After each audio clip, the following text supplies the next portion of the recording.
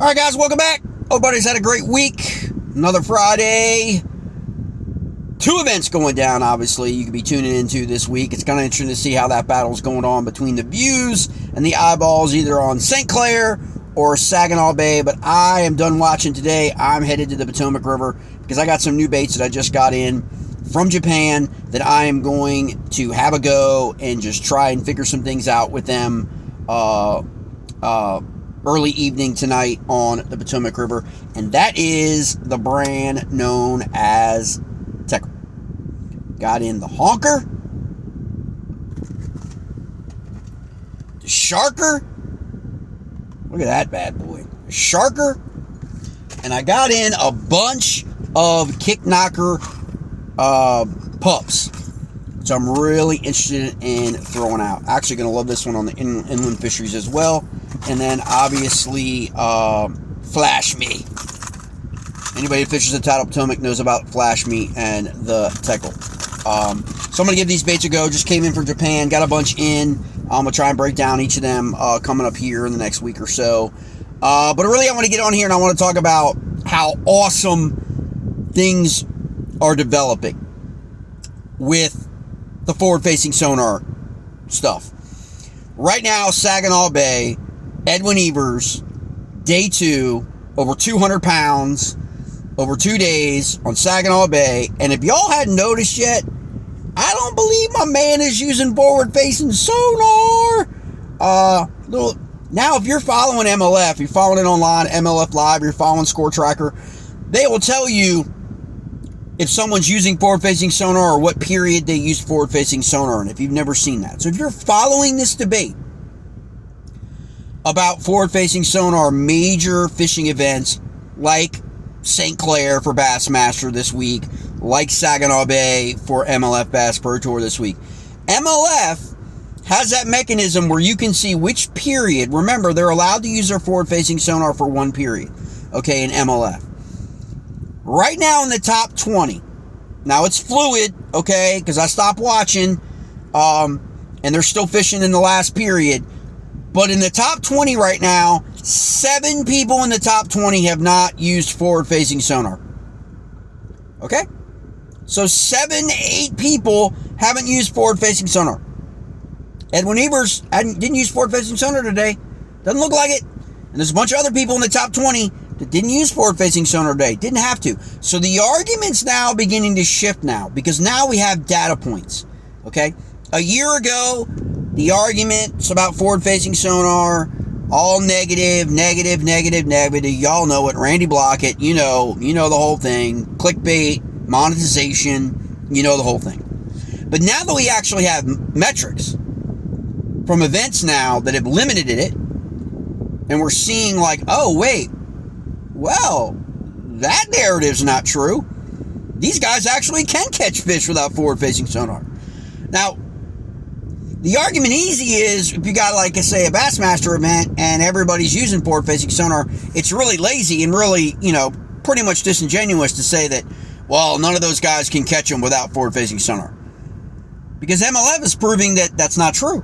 We've seen it time and time again. Tackle Warehouse, we've seen it.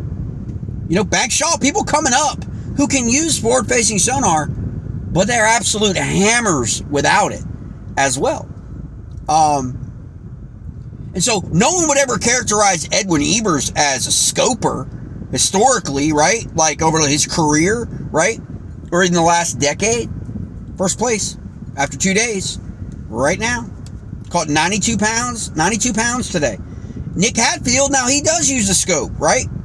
Okay, we know that. Second place, but a non-scoper is beating a scoper. Oh my God. Stop the presses, right? Like, this is the stuff that we're happening. We're seeing in the top 20 now that you're only allowed to use it for one period. You're having to now be able to use other techniques that are out there in order to finish and get yourself a check cut. Can we agree on that?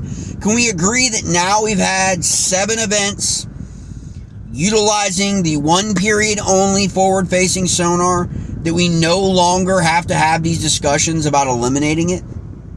That we just don't? Like, the argument about how they can't catch them without it, so we got to eliminate it, that falls hollow because guys are winning events without it. and guys are getting checks cut without it. At the end of the day, when you're only using it a third of the time, we've seen weights kind of go up too with some of these guys who are not utilizing forward-facing sonar. Today, at least, we've seen them move up the leaderboard. So these arguments kind of just are beginning to crumble. We know the science arguments are falling apart.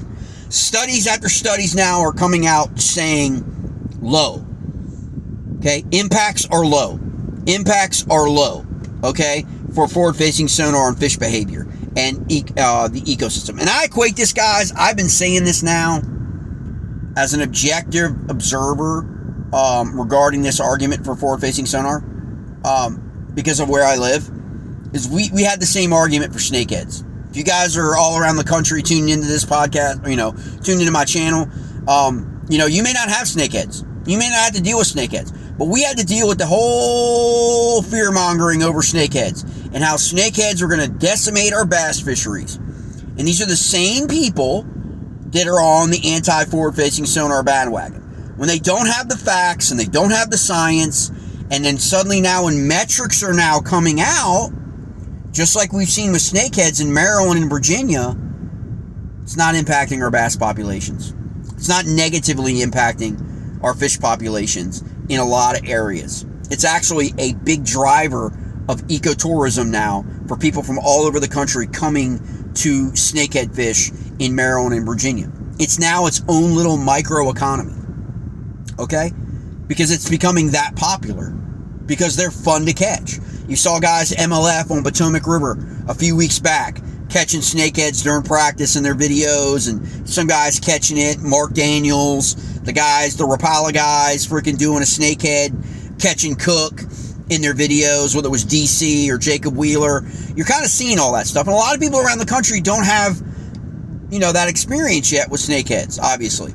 But we've had to deal with that. We've had to deal with all of the negativity about snakeheads were this, all the fear-mongering. The same way that everyone's had to deal with it at forward-facing sonar. That this is what it's going to do, it's going to do, it's going to do. And it hasn't panned out now. 5, 6, 7, 8 years into it, just like forward-facing sonar, we're getting the science, we're getting the metrics, and we're seeing that, and so now you're seeing a lot of the things that got imposed on snakeheads, like kill the snakeheads, are now being mitigated. They're being lessened, the restrictions, and the guidance is being changed, okay? Sure, they're going to have an effect on the fishery like any other species, but it's not nearly as extreme as what they said it would be. And this is the correlation with Randy Blockett and forward-facing sonar, is they have yet to release evidence to support their positions. It's all emotion. Just all emotion. And it stems from an inability to be able to compete.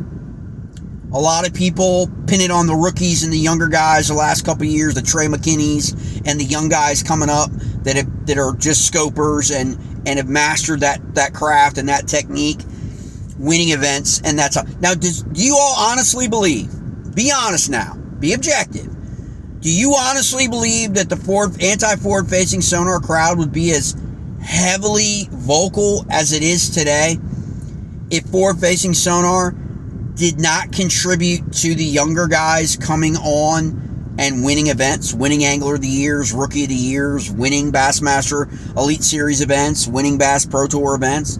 Can we just admit that if that wasn't happening, no one would care about forward-facing sonar, because all the other stuff surrounding forward-facing sonar is easily dismissed with metrics and science. Okay? But because it was a contributing factor in why some guys who hadn't fished for a number of years or put in the time or all of these things, it became a bigger narrative. It became a bigger driver because it was just people that were jealous. People that couldn't compete anymore. People saw that they couldn't rely on that check every single tournament like they used to because younger guys were coming up and taking the checks. Okay?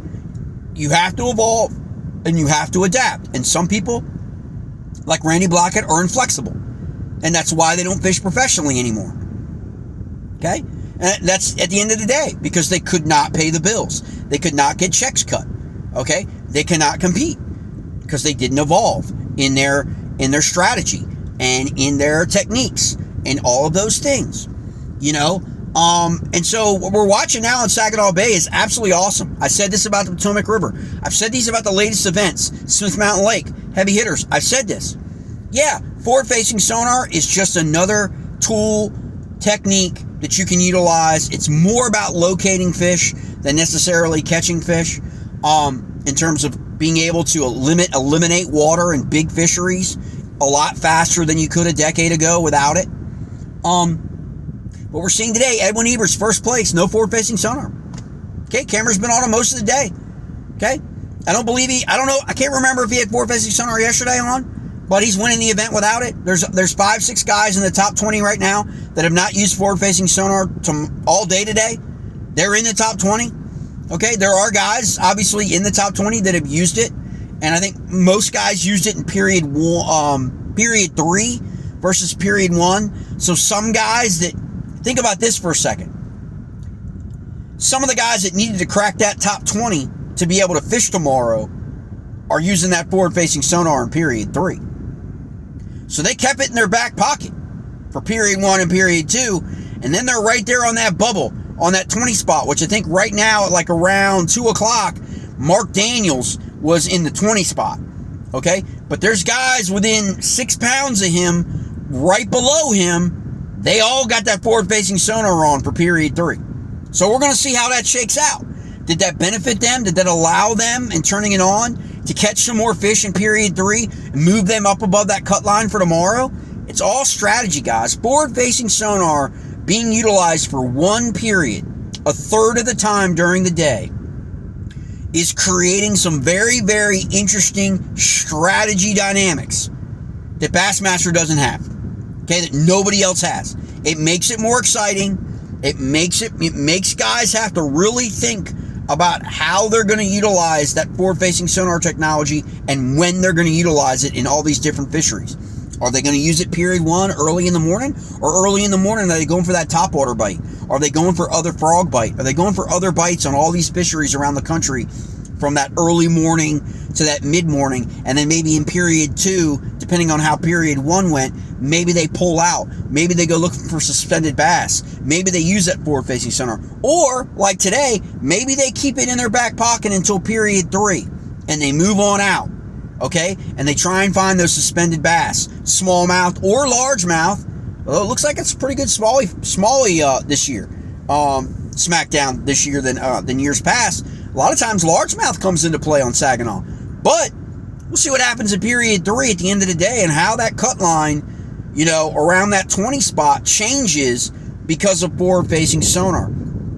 That makes it a heck of a lot more interesting. If you're watching MLF Live today and you're watching that cut line to see who's going to make that cut for tomorrow, because remember, they cut to 20, okay, and then they cut to 10 for Sunday, okay? So that's going to be really, really interesting. You cannot tell me, Randy Blockett, that forward-facing sonar being turned on period 3 for these guys fighting to make that cut isn't exciting. It doesn't add an element of suspense and drama, okay, to the last period on Saginaw Bay today. All right, guys, I'm heading to the Potomac River. I will let you know how these new tackles that I got in, I'll report back. I've got a bunch of these. I got a box of about 20, 25 of the tackle, all different kinds of tackles that came in from Japan. And I'll break them all down. I'll do some other videos for them. If you guys are interested in any of these baits, let me know. You can reach out to me directly from the description. I'm pretty much getting stuff in from Japan on a weekly basis, trying some new things out, looking at the brands, trying to do all that stuff for a tackle shop. Trying to do things a little bit different, bring in some things that other people aren't carrying, or maybe you don't know about, and you should. That's going to make you a better angler. At least catching a lot more smallmouth and a lot more largemouth, in our region, where I can fish these fisheries and have some, have some really good bona fides in terms of talking about these baits and how they can help you increase your catch rates. All right, guys, tune in, Saginaw Bay. Let's see what happens. But I'm telling you, this is another great example of how forward-facing sonar does have its positives, okay? in professional bass fishing. And we should all be objective and take a step back and look at these things and say, hey, all right, this can create a little bit more excitement and drama to these events without everything being an entire forward-facing sonar event or an entire non-forward-facing sonar event. We're going to be able to compare these events after this year, take a step back and see just how much better and how much MLF has gained back viewership compared to last year, and how now it sits compared to Bassmaster. And we'll see what happens going into 2026. All right, guys.